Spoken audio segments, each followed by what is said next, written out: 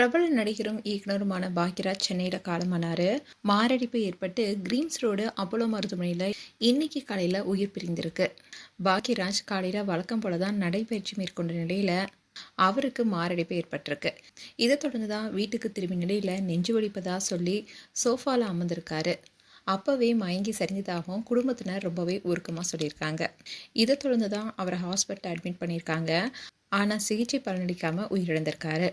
இந்நிலையில் தான் தமிழக முதலமைச்சர் ஜோசப் விஜய் பாக்யராஜ் அவர்களுக்கு அஞ்சலி செலுத்தியிருக்காரு. அந்த ஃபோட்டோஸ் அண்ட் வீடியோஸ் எல்லாமே இப்போ சோஷியல் மீடியாவில் வெளியாகிட்டு வருது. பாக்யராஜ் 25க்கும் மேற்பட்ட படங்களை இயக்கி முத்திரை பதிச்சிருக்காரு.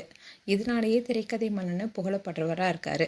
முந்தானி முடிச்சு, சின்ன வீடு உள்ளிட்ட படங்கள் மூலமாக தமிழ் திரையில் வெள்ளி விழா நாயகனாகவும் உருவெடுத்திருக்காரு. அதோட எம்ஜிஆரால் திரையுலக வாரிசாக அறிவிக்கப்பட்டவர் தான் பாக்யராஜ். பெண்களுடைய மனம் கவர்ந்த இயக்குனர் என்ற பெயர் எடுத்தவர் தான் பாக்யராஜ். சமூகத்திலையும் குடும்பத்திலையும் பெண்கள் எதிர்கொள்ளும் சிக்கல்களை திரையில விவரித்த சிறப்புக்குரியவராக இருக்காரு. தமிழ் மட்டும் இல்லாமல் ஹிந்தி, தெலுங்கு, கன்னட மொழியிலையும் திரைப்படங்களை இயக்கியிருக்காரு. இயக்குனர் எம்ஏஎம் பாரதிராஜாவுடைய 16 வயதினிலே கிழக்கே போகும் ரயில் படங்களையும் துணை இயக்குனராக பணியாற்றியிருக்காரு. இப்படி இருக்க சூழல் தான் குருநாதன் மறைந்த 2 வாரங்களிலேயே பாக்யராஜுடைய உயிர் பிரிந்த சோகம் தமிழ் திரையுலகத்தில் மிகப்பெரிய அதிர்வலைகளை ஏற்படுத்தியிருக்கு. இந்நிலையில் தான் பல பிரபலங்களும் பாக்யராஜுக்கு அஞ்சலி செலுத்திட்டு வராங்க. மேலும் உங்களுடைய கருத்துக்களை கமெண்ட் செக்ஷன் சொல்லுங்கள்.